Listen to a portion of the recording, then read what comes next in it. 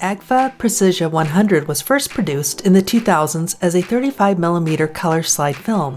It produces vibrant colors with extreme sharp results, fine grain, and blue tones, making this a great film for landscape photography. You can find this new film type under the Film Efex Pro filter library by selecting Film Efex Modern Branded. You can also click on the Film tab to display the different analog film types. On the right panel, click on the drop-down menu and select Agfa Precisa 100.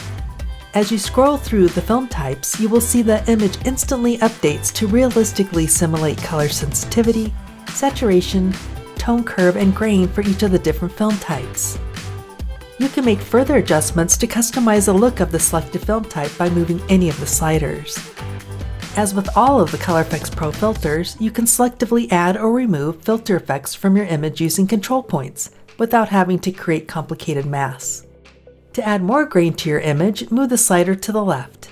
Grain displays range from 500 grains per pixel to 0. By moving the slider to the left, there are less grains per pixel, and as you can see, the grain is more defined.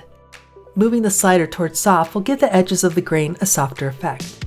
Moving the slider to the right will give the grain a more defined look.